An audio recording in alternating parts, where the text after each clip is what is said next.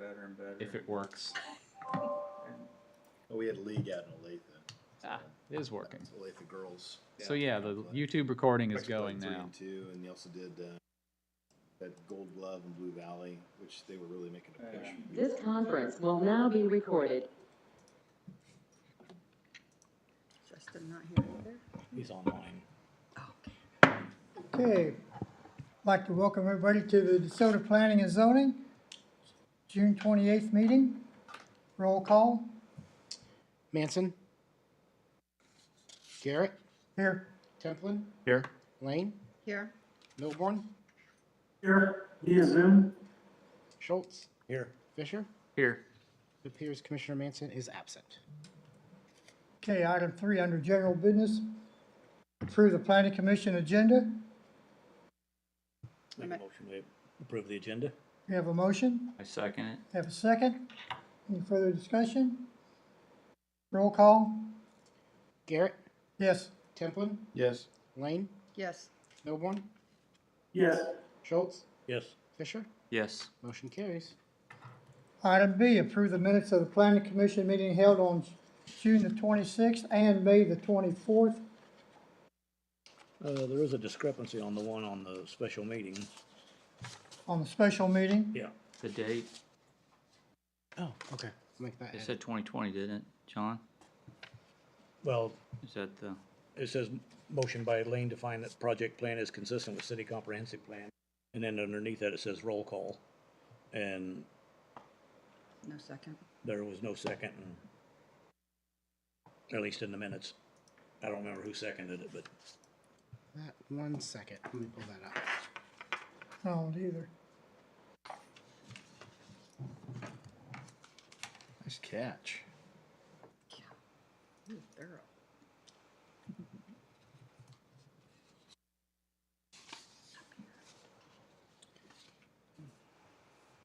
Let me pull up yeah, that. these minutes need work. The Yeah, I think it second goes motion doesn't, present votes. first motion just shows present. Yeah, I will. Second motion doesn't have the roll call. I'm wondering if I sent him the I wrong had two. version. It just, Yeah. it was like a roll call present thing. It's Yeah. probably best to table the approval of those January, or those June 6 minutes, only approve the ones from the May planning. Bring these back at the next, At the next meeting, yeah. I don't think we can I mean, it's probably not good to wordsmith that many changes to those minutes. Since we're picking on Brandon, I've got 2 issues on the 24th. One, you're not recording Bob's vote. He's a voting member, isn't he? Garrett? Garrett, it should say Garrett on there, doesn't it? It says he was there, but all the roll calls don't include him. It's bizarre. Okay. I must have sent him the wrong version of those meeting minutes. I apologize about that. No, that's okay. And then the second thing was item 7 under new business. This is just, I suppose, my pet peeve, but we were talking about affordable housing as opposed to attainable. So it's affordable housing would be the only thing I'd have change on that. Okay. I guess. Okay. We can make those edits. I apologize about that. That's not sure what happened there. I may have sent the wrong version, or I'm not sure what happened. okay, so on item B, will be put on hold and we will address it at the next meeting. Probably just as well, yeah. You want a motion on that or just, You should probably go ahead and table, just motion to table item B, both of those minutes until the July. all right, motion to table item B. So moved. I'll second. Have a motion and a second. Any further discussion? Roll call on that. Garrett. Yes. Templin. Yes. Lane. Yes. Milborn. Milborn. Yes. Schultz. Yes. Fisher. Yes. Motion carries. Okay, item C, disclosure of conflicts of interest. Do we have any? Okay. Disclosure of outside communications regarding commission business. Did we have any? None? Okay. Call to the public. Members of the public who wish to address the planning commission regarding not on the agenda may do so at this time. Any presentation is for informal or is for information purposes only. No action will be taken. There is a 4-minute time limit. Do we have anybody who'd like to address the planning commission? Seeing none, we will call the public. Item 5, public hearing. Item A, pole signs. Public hearing at the proposed Jake's Fireworks location. Brad? All right, thank you, Chairman. What you have before you is the pole sign that we talked about a couple months ago that is for the Taco Bell and Jake's. Initially, the location was to be at the Taco Bell site, and during the meeting, it came up that it's actually going to be on the Jake's property. And because of noticing requirements, we had to basically close that public hearing and start the process over. So everything that, the discussion items we had last are all the same. The sign, the frontage, square footage of the sign, all these are criteria. The only difference is that we moved it for the applicant from the Taco Bell site to the new site on the Jake's fireworks location. Additionally, the representatives from Jake's actually, they signed an affidavit of ownership that the sign is going on their property. Also, I did get Marty Palmer, who's here tonight, she's the applicant, who filled out all the information. Emails from between the two parties. They agreed, once again, their emails are not real, there's no formal document signed or anything like that, but because Jake's has the location, signed the affidavit of ownership, that this is where the sign is going, felt like it was okay to accept the emails as a confirmation that the applicants, Taco Bell, Jake's had coordinated with both agreed that the location would be on the Jake's site. And we should bring it to the planning commission for approval. If you'd like me to go through all those criteria, but they're pretty much exactly the same as what we went through last time. So including the pole sign, it's gonna be 60 feet, still gonna have the Jake's Taco Bell on top, Jake's on below. It'll be powered off the backside of the Jake's fireworks location. Come from Commissioner Milburn had brought up, there's a retaining wall on the south side of the parking lot, but the location of the sign won't affect that.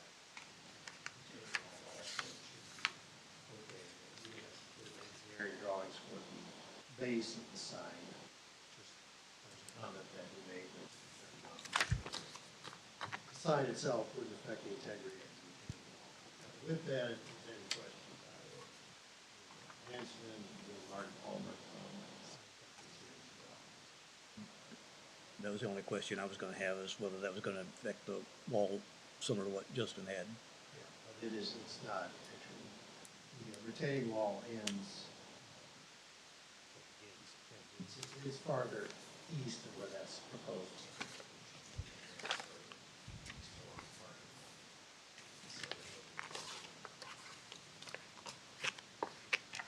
What would be the consequences, say if in 2 years Taco Bell would go away? If you just have Jake's and some other business would go in there? Is that going to, Well, the Jake sign could stay, and as Mike has talked about, and Patrick's also reiterated, we don't particularly talk about the content of the sign. well, I wasn't talking about content, I'm talking about, do we have to, another company have to come in and submit? Oh, if they wanted to change out Taco Bell. Right. To, Wendy's, that point would be between Jake's. Jake's is pretty technically owns the sign, it's on their spot. Okay. Hey guys, if I can add, my name is Max DiCarlo. I'm with First Street Development, the applicant. Just for what it's worth, Taco Bell has signed a 20-year lease commitment there. So certainly understand your point there, but just for what it's worth, wanted to inform you guys that we do have a 20-year commitment from Taco Bell in this location. that's for the restaurant, so hence the Taco Bell's will be there for 20 years. And Taco Bell sign will be. Hey Brad, it's Justin, I got a question. Is Taco Bell, could they get their own sign too on their property? I guess technically, yes, they could, Mike, is that, Okay. there's one sign per One sign. principal business location. It's been a while since I've looked at those regs, but there are, yeah, that's true. I think there could be, in general, now the setbacks might be kind of hard to, setbacks has to be, match the height of the sign from the sides, but there is no necessarily restriction just because there's a sign on this property that you can't have one next door. But, that's the pincushion discussion. Yeah, I think we discussed that a little bit when I mean, this originally came up. We do every time, yeah. The special use permit language you've got here is each lot is limited to one pole sign and the lot must contain at least one principal use. Yeah, So I suppose if the neighboring lot had a principal use, they could probably right to at least request a special use permit until the such time that we decide there's too many. correct. Yeah. I suppose in theory, the way it's written, And- everybody wanted to have a Taco Bell sign on their property. What's wrong with that? And just for what it's, again, guys, just to elaborate on that, you know, we are the developer. We're also the franchisee and operator of this Taco Bell location.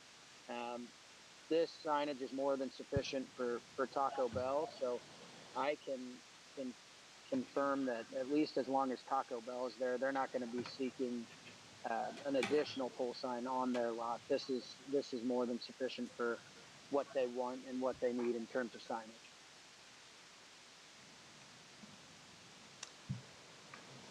I guess we do need to open the public hearing, Rob. Okay. On item 5, this is a public hearing item. Does anybody have any comments?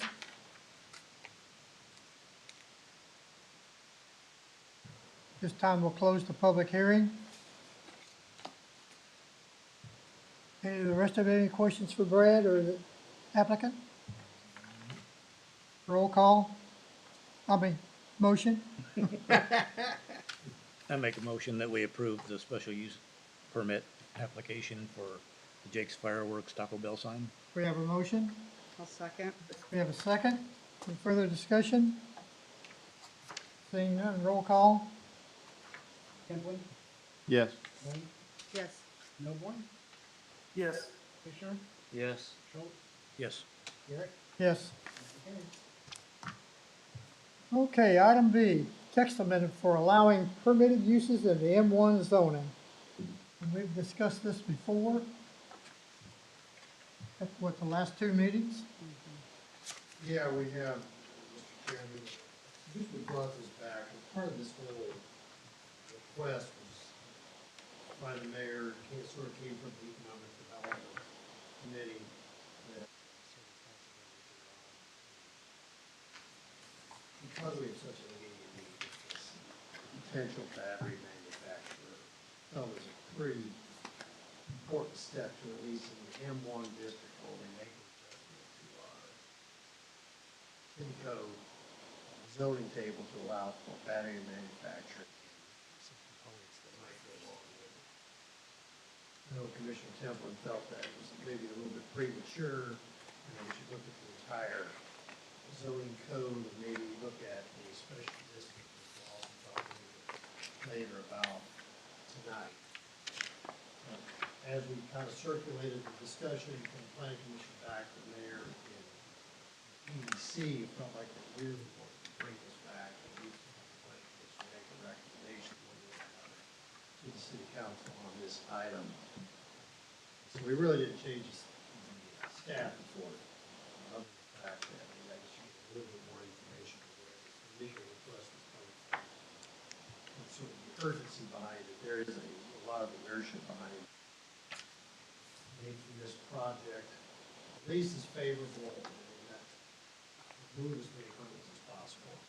Like I explained, with the previous meeting, SUP process, zoning process are pretty redundant. Same questions are typed are asked, so they really have to go through this process twice. So there'd be a rezoning coming, and then if no changes were made, there would be a special use permit coming for the same use. I guess that's part of the reason why there's, at least in this little narrow band, it might be a good idea, based on some of the urgency of the economic issues behind this, to ask the planning commission to relook at this and then make a recommendation. So that's kind of where we're at with the thoughts, and this is kind of thing what the planning commission does. I don't know. You can always make tweaks to things, change things, that is your role. And just because you make a change, because there is potential, sort of makes you any less part of your stewardship role as far as the community is concerned. There is sort of this pressing need, and have you make a recommendation one way or another. So I guess with that, Mike and I are available for questions. So this is sort of a driven issue by council and also economics. Had a lot of input as far as pursuing this potential opportunity at this sunflower site. Anybody have any questions for Brad or Mike on this? So I'll follow up because I think I was the one that kind of threw this on this path. The answer to the question, though, is we do not permit any manufacturing in M1 except with a special use permit presently written, correct? Yeah. And we are proposing allowing permitting of right for this narrow category by this proposal, right? As a one-off. As yeah. a one-off. And the notion is maybe we should look at this category in its entirety, which I think is what you're planning on doing. But, you know, I don't have a problem with permitting it for a one-off in order to address this thing if we agree that what we're doing is reevaluating whether or not these should all be of right or by special. Category by category, as opposed to categorically saying they don't belong there. I mean, maybe they do belong there, but, you know, this particular one doesn't cause me any particular heartburn. That said, there's probably other categories that don't cause me heartburn either. So if we're doing it in the context of looking at the whole thing, but we have an immediate category, I don't have any problem with that. That's my take. Anybody else have any comments? Come on, you got to argue. I was looking through, I was looking through, I was looking through the Argue with entire you, list, Raj. and there are You- several you that win I all think the time. would also be allowed to be. Well, this is a public hearing item. So at this time, we'll open up the public hearing. Seeing none, we'll close the public hearing. If there's no other comments, entertain a motion. Chair, if I could, to be clear, the motion would, staff report shows these three highlighted line items. Appendix A, the proposal would be to change these highlighted S's to Ps. So from special use permit required to just permitted within the district.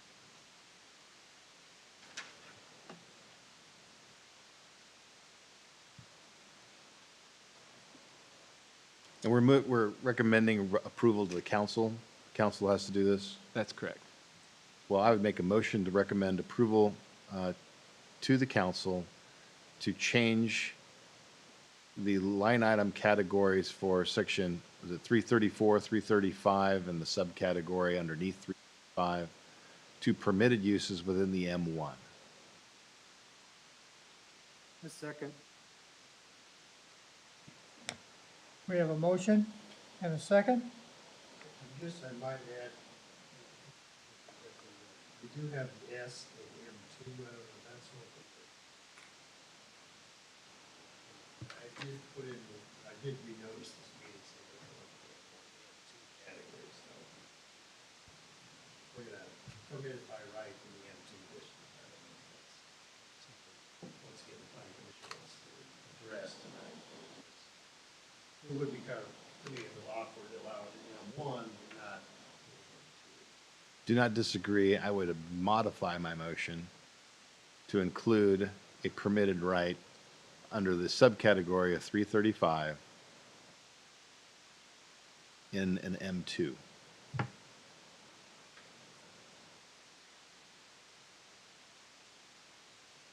A second?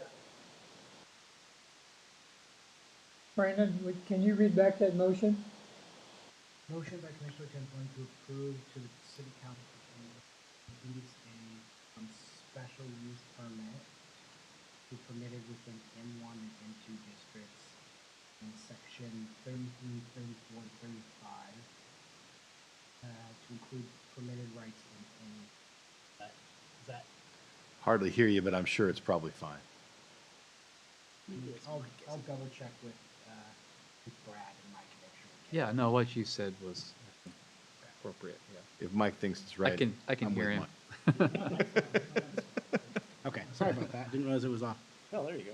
Okay, so we had a motion and a second on that, right? Yeah. Roll call? Garrett, Yes. Templin, Yes. Lane, Yes. Milborn, Yes. Schultz, Yes. Fisher. Yes. Motion carries.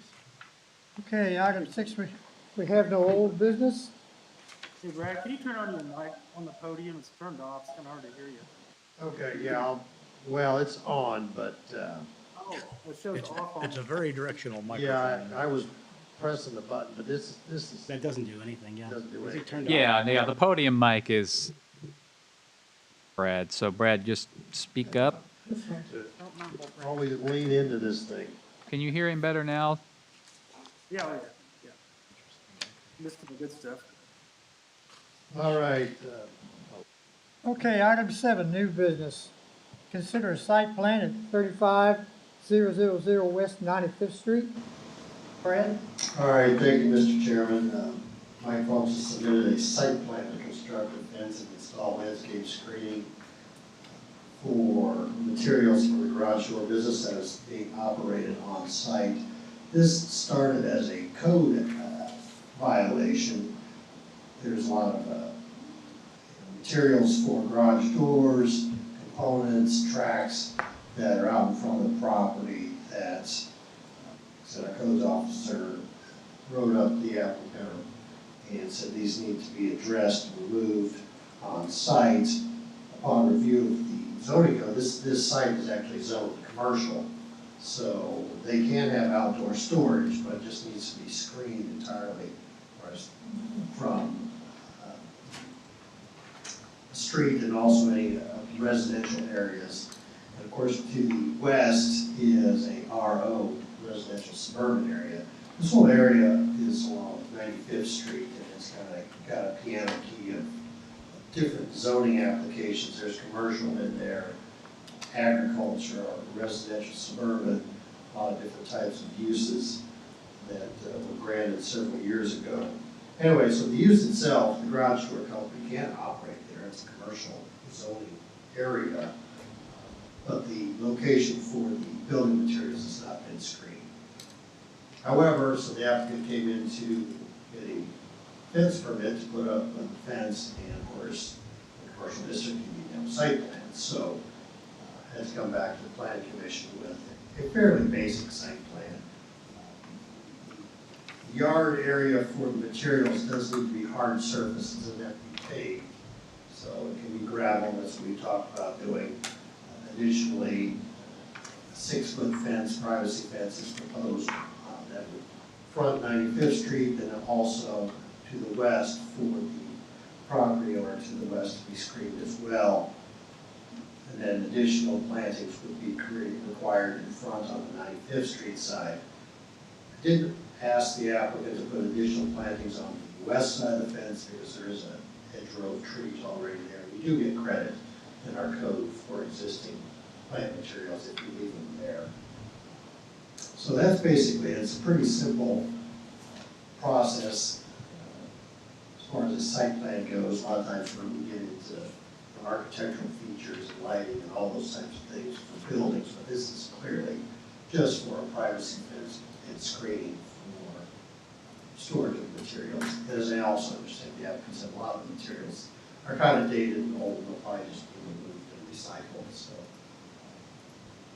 So the area itself that will be screened or shown with fences, that will be hard surface, that's where the materials will occur. The area to the east is actually screened by the house, and some of the plant materials there, so there was a requirement on the east side of the property, and then of course it backs up to K10. Okay, so I feel like this is a reasonable solution to what initially started as a code violation, to take care of this problem and the unsightly nature of the stored material out from the property. So the applicant is here tonight, if you've got questions for him. Otherwise, we're recommending approval of the site plan. There are some items, there's no stormwater detention needed, there's no new public utilities necessary on the site, no signage has been requested, and the site won't be lighted, so there's no need for any photometric plan. Is there a time limit on when this has to be completed? Well, I guess they do have, they have been cited to go to court, but that's been delayed pending these actions. So it would go back to our codes department as far as time frame. We usually give people a couple weeks to do these type of things. However, we do extend it sometimes if we know they're trying to do things. You know, as you know, supply chain materials and getting people out to do projects is a challenge. I don't know that they'd be able to complete it in a couple of weeks, but we'll monitor the situation, make sure that a compliance action is complete. Okay. Would you like to, the applicant have any comments? No, not really. Brad did a good job. I'm just trying to comply with the. Yeah, Mike, I'm sorry, you have to be at I'm sorry. the mic there, or Justin can't hear you. Michael, Thank you. 200 West 715th Street. We're just trying to comply with the city ordinance that states that any outside material needs to be screened from off-site. So 95th Street, it sits pretty far back. We're 250 feet from the road, so once we get the fence up, I don't really think there's going to be an issue if there is none. As far as timing goes, we tried to get a fence permit, realized we needed a site plan. And we had to wait 3 weeks for the planning commission, and now we're going to have to wait another 2 weeks for the city council. So as soon as city council gets this and approves it, then we're going to move forward and get the fence up. We've already done the gravel in that area, just anticipating that it might be a problem. So we're trying to get that in and get it settled so that when we do the fence, we can move it through the right of way. We may start moving it actually before we get approval for the fence, anticipating that it's not going to be an issue. So I don't think you have to wait for city council once we approve it. That is correct, Roger, you just not. So you can take 2 weeks off of that. Oh, okay. Oh, good. It's even better. Mike, looking at this map here, they got 2 different colors for this. It's like red and blue. What am I looking at? Is it all gonna be fenced there to the building? No, the red line is the fence. Okay, and the blue is just there? And then the open side, they back trucks in there, so they're gonna unload and stock everything. behind Okay, the fence. so that's the access to the hard surface area, it's gonna be through that blue line. And as far as behind, it's, there's all the way to K-10, there's nothing. Can you even see it from K-10? I don't No, you think, can't see it. I'm not sure what the topography is there, but it's, And then the tree line that's on the west side is pretty dense. yeah. So the only way you'd be able to see the material is if you're driving down that driveway looking straight perpendicular into the yard. So once you get further down the drive and are looking, south as you're driving down that driveway, you're not gonna see the material until you get parallel with where it's located. That's why the fence only goes about even with the front of the barn on the west side. That's the street view, I guess. Yeah, so it'll just be off from Thanks, Mike. there. Anything else? Any other questions for the applicant? Call for a motion? I make a motion to approve the site plan at 35000 West 95th Street. I'll second. We have a motion and a second. Any other discussion? Roll call? Lane, Yes. Fisher, Yes. Schultz, Yes. Milburn, Yes. Templin, Yes. Garrett. Yes. Motion carries. Okay.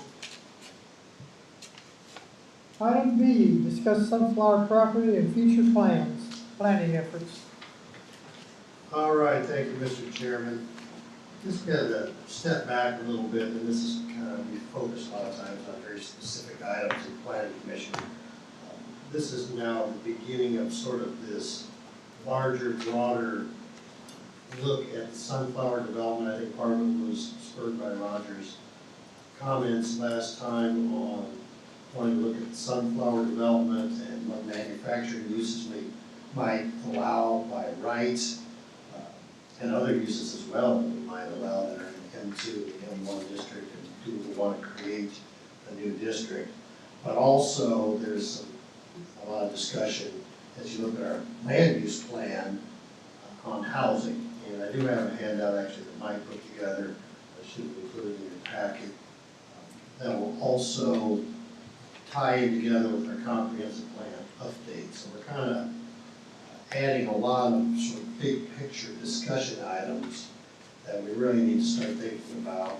And this has also been pushed forward by Commissioner Daniels that would like to have planning commission, city council member, EDC, and city staff come up with sort of a better approach towards housing, things we might want to do, help engage the development community, and maybe if we need to change some of our codes, create some new housing districts, help facilitate affordable, attainable housing. As Mike's pointed out, there's a shortage of housing on all levels. We talk about affordable or attainable housing a lot, but there's a shortage of single-family homes. There's a shortage of duplexes. So there's a lot of things that we need to start to look at. And when you do look at our comp plan, we've got some pretty broad brush areas that are just mixed use. In essence, that's sort of a catch-all. We really, at the time, really couldn't come up with a specific area that we thought might be appropriate on these locations. So that's kind of where we're headed with this overall discussion. And I did put together some items that are sort of that I've been reading on these things about the vision for the future. It's kind of where we're starting. You have this big picture in mind about what you want. Also, what I found was interesting was this notion of accounting for the past.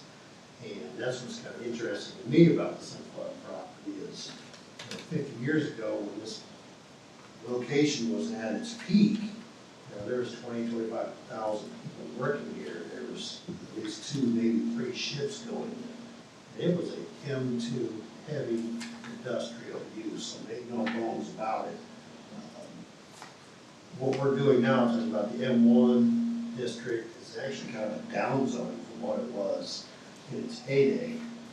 Also put a couple notes on there also. 127th Street is where DeSoto, where we annexed to, and I do have that graphic in there. And then south of 127th, there is a annexation agreement with Gardner, so that area to the south of 127th is, according to the agreement between DeSoto and Gardner, that's the line where the differentiation is made.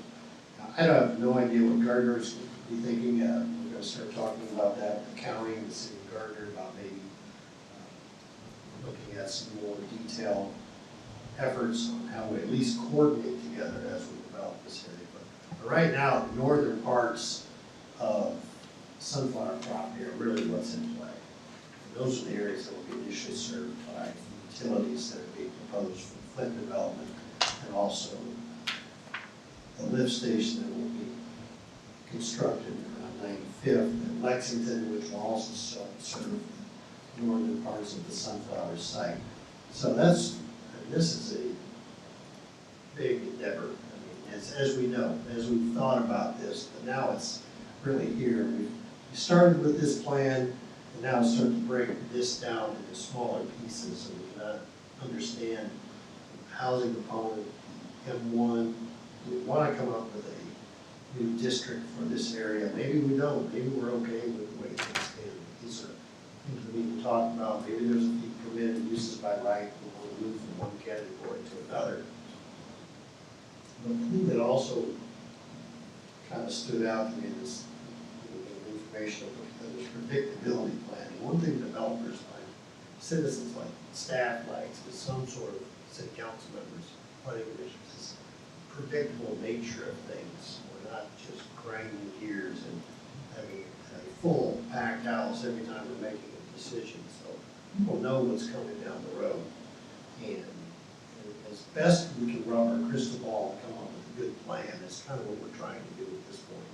Knowing that there will be changes, there will be moments where, the best laid plans of mice and men aren't working out, and new wrinkles been put in front of us. And that sort of leads me to my last bullet point, is the immediate decision versus the long-term vision. Sometimes that immediate decision that we make tonight is maybe doesn't make you feel very comfortable. You don't know exactly what's going to happen, but there's a pressure, there's some sort of action that's requiring a decision by the planning commission and city council that can be kind of difficult to make. You don't feel like you got all the information, but there's forces in play, there's pressure, there's land deals that are being made, and you've got an applicant that wants a decision, getting back to sort of the predictable nature of things. Staff needs to do research on, try to educate you all on pros and cons of the decision that you all have to make as we move forward with this development. So that's kind of the context of what's going on here. And Mike's asked me to sort of back up a little bit. We've got this battery plant that we've looked at and had a special meeting on where we had a conformance finding with the comp plan.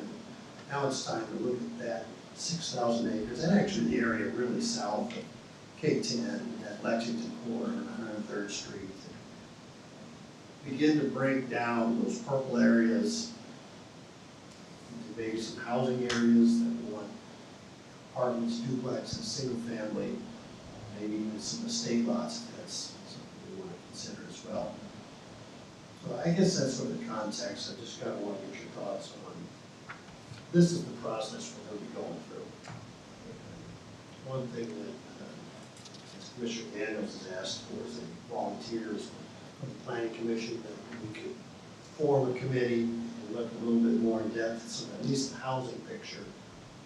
But we'll be bringing back just always, this is going to be pretty much a standing item on the Planning Commission, is where we're going to go with the land use. What do we want to do with those, like those purple areas? Do we have too much retail?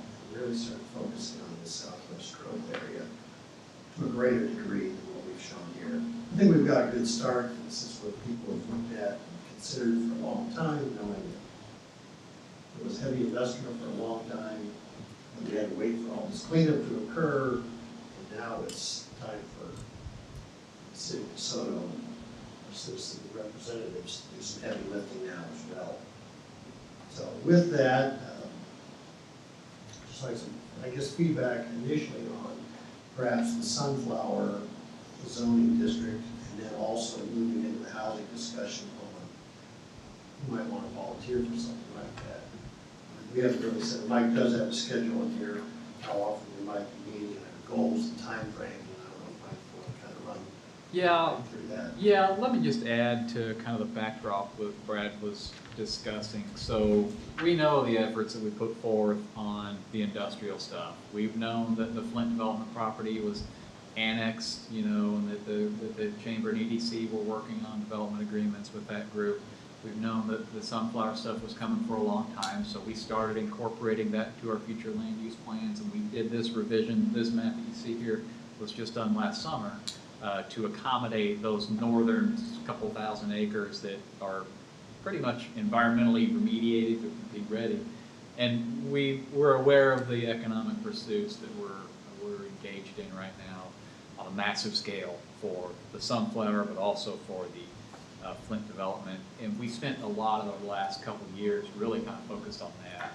And the resulting future land use designations that we have in that area, and we've identified the southwest growth area, it's kind of everything south of K-10 and west of Lexington, to include Sunflower. Very broad brush strokes there, sort of almost placeholders. There's a lot of commercial shown here, just hundreds of acres of commercial. That's probably not all going to be commercial. There's a lot of mixed use, and mixed use is kind of a catch-all. I think there's a need, a primary need, to take a closer look, a more granular look. Go from 50,000 feet down to 10,000 feet on some of these land use patterns to get more definition on that. At the same time, there's a need to do some more specific area master planning on the Sunflower property itself.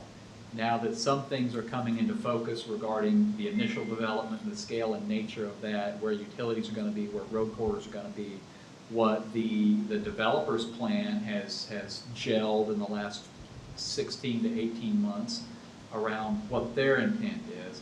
There's a need to do an area plan level sort of study on the future land use map for the whole area. The other thing that's really happened in terms of clarity is this pending infrastructure stuff. There is every reason, and we know Flint development, they're extending these sewers out now. They're designing them now. They will be in by the end of 2023. They're rebuilding Edgerton Road. They're putting the sewers out there. This will open up some land for development that otherwise didn't have any sewer availability, wasn't really supported by infrastructure. Necessarily, that provides opportunities that were not there before. Similarly, of the Sunflower site, they're also proceeding with sewer improvements to serve that site, water improvements, transportation improvement corridors as well. So this really triggers a need to take a look at new opportunities that this generates, because these improvements, every dime of them are being paid by these big industrial developments that are coming. It's a fantastic opportunity for us to go now and say, okay, what are the land areas, what are the opportunities now? Not even talking about the world of economic spinoff that's possible from a massive employment center. There's, we kind of went from, optimistically we can consider that there's going to be a big employment center out there, to now it's inevitable that there's going to be a massive employment center out there, to the scale that it was back in the 40s and 50s. We're talking tens of thousands of jobs within 10 years from now. I don't think I'm overstating the opportunities that are there now, or overstating the likelihood that it will occur. So with that in mind, we know the infrastructure that's going to need to support those can also support other aspects that are both on Flint and off Flint and on Sunflower and off of Sunflower. So all of that is a backdrop to our next big thing, which is really now we kind of feel like, I think internally, the council, the staff kind of feels like, the development community feels like, okay, we got the industrial thing sort of figured out. We know where that's going, primarily at Sunflower, Flint too, there might be some others around. But what we need to work on now is housing. It's a burning problem nationwide, housing shortage, and adding 15,000 good jobs out here isn't going to help that situation. We're going to need every four walls and every roof we can get our hands on to house as many. We're not going to house them all, but that's a strong need from these employers, these companies that are coming in are saying, okay, we're looking at Labor Shed, we're looking at Kansas City area, Topeka, that's the Labor Shed. These jobs pay enough so someone can commute 30 minutes to it and be able to afford that vehicle to get them there. So where are all these people going to live? And we've talked about the residential side. The city in general kind of has we're limited on the amount of open land that's easy to build on. So what we want to do is take a look, and this handout that you've got in front of you is kind of my first attempt at getting some structure to this plan moving forward to try and do our part to address this housing study. This comes from really a desire of Rob Daniels on the council, but the whole council wants to address this issue. So you kind of start with this infrastructure assessment, which is kind of the map I have up here, and looking at, okay, what areas are available now, what are areas are served now. But you also have to talk to these owners out there and determine, you know, what's the ownership position like? Is this in a land trust that might be open to something more being developed or not? Then you follow that up with the revisions to the future land use map, you know, drilling down on some of these larger parcels, likely to include higher density residential stuff, commercial nodes, you know, where that makes sense, along the corridors. And then probably that would follow up with some city code revisions possibly on a housing affordability standpoint. Your zoning codes can go a long way for that. And because we don't have expanses of wide open, easy developable ground left, density is going to be important to us to be able to meet this demand and help kind of do our part with this housing crunch that's coming. So code revisions, you know, in terms of lot widths and setbacks and maximum densities for apartments and required parking spaces for apartment complexes, things like that can go a long way to helping these developments occur at a price point that a working class family can afford. And then we probably also at the council level want to have a look at revisions to the incentives policies. Right now, we defocused on incentivizing residential at all. We might want to work that back in to the degree it can lower price points for people. So that's kind of a housing discussion.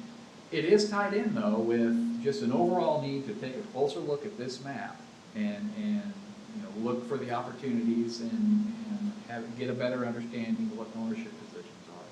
And really, I think all that can happen. This thing has all that happening, you know, within the next 6 months. You know, by the end of the year, we're kind of done with this, and we've identified, we've got a future land use map change. We're already seeing the residential developers come in and kind of want to know what our plans are. And when you show them a map like this, that's a big deal.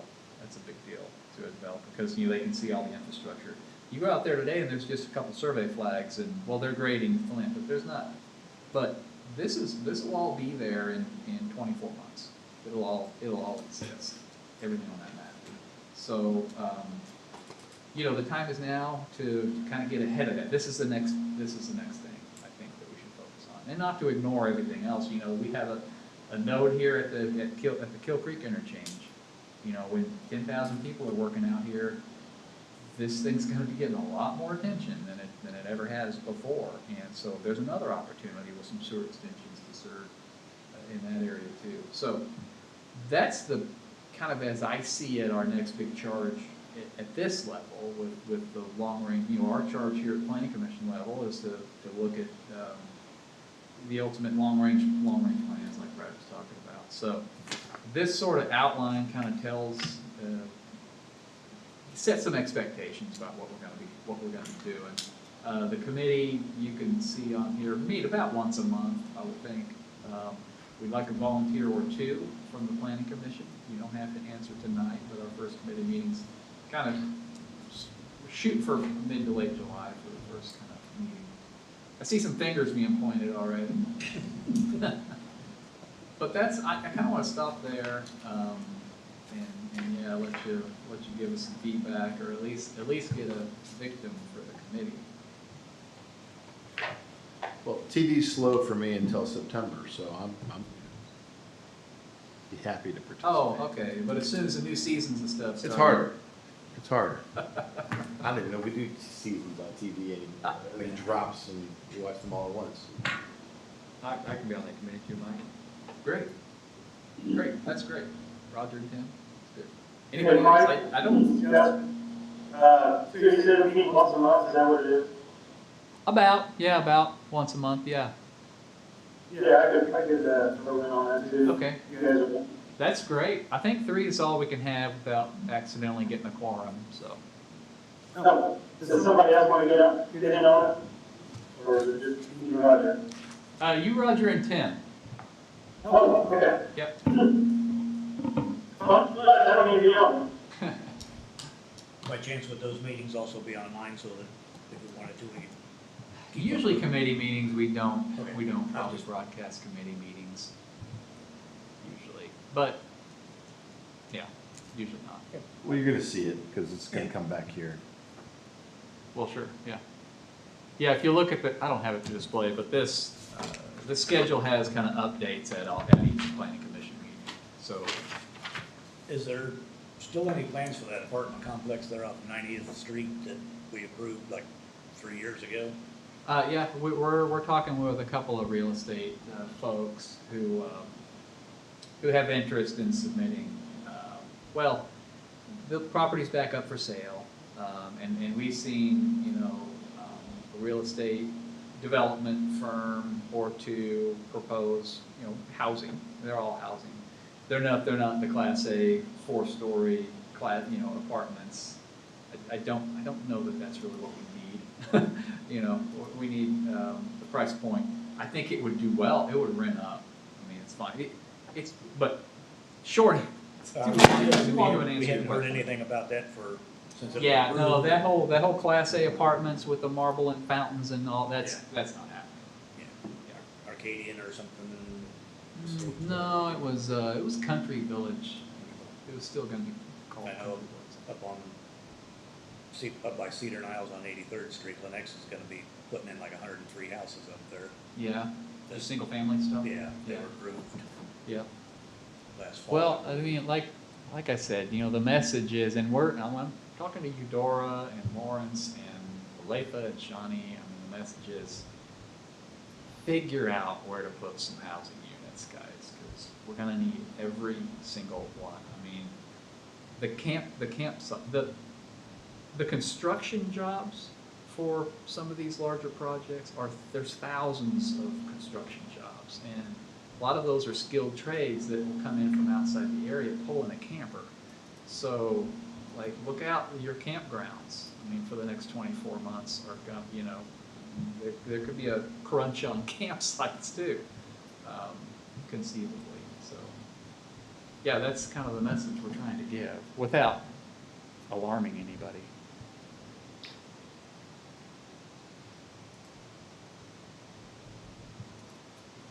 So that was all I had. So we have our 3 volunteers, appreciate that. Brad's gonna be point of contact on it, so, he'll be setting up those meetings for you, so. Watch for his emails, I know you all do. At least once a month. I guess we kind of dropped a fairly big bomb on you right now, but it's something that obviously you know this is coming. And as staff, we need to really dig our heels in and work with planning commission, city council to get as detailed as we can and put together a plan that developers can, because, you know, we get all these calls all the time now. And there's very few areas in DeSoto that are zoned for multifamily. That site you mentioned on 90th Street is one of them. A little surprise, something, I've gotten a half dozen calls in the last 2 months on that. Something is brewing a little bit more earnestly, but there are there's a couple locations that somehow are zoned M3, or not M3, but R3, multifamily, and they don't have sewers to them, but they will with some of these extensions, so we get calls from real estate agents.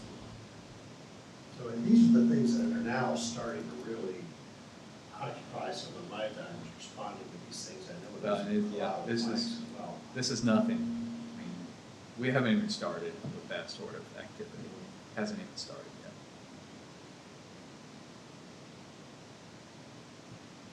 Okay. So, anyway, concludes our remarks. Good times ahead, yeah.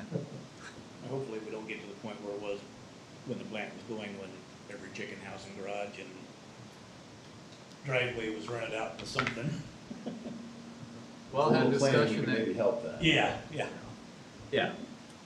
Had a discussion at lunch about, RVs in driveways, things like that.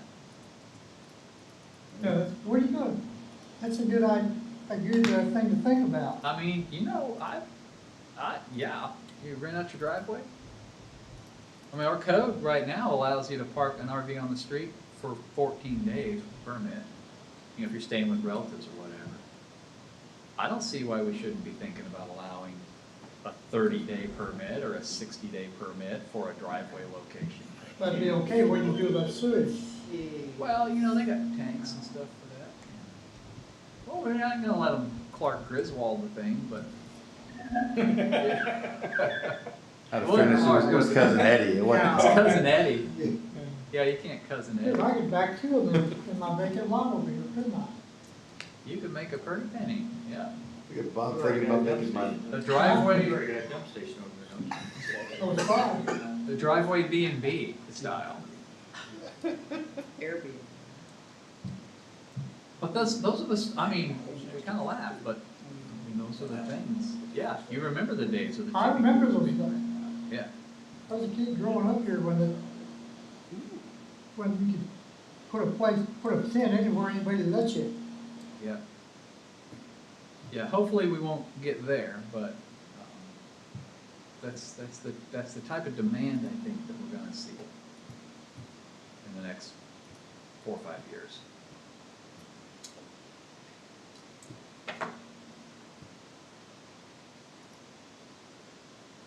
Do we have any other questions for Brad or Mike? Do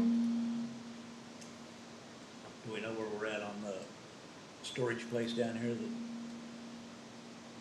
needs to be disposed of? I guess that's going through potentially condemnation process. Yeah. Which place is that? The storage place. Did Oh, you down here? Yeah, Yeah. So there's See, they moved the car. finally. What'd they do? I don't know what's going on there. Well, the building's about to fall in. Down there by Steve's. Yeah, it's pretty Far rough. that one. Yeah, it's going through condemnation, 14. Council meets on the 7th and 21st. They used to have- Yeah. I thought Steve's bought that. They bought the lot next to it. He bought the lot next to it. Yeah, he bought the house. Yeah, the house. Yeah, almost 5 acres. Wally, right? Who's running Steve's now? I think Mitch bought it. Mitch. Yeah. Okay.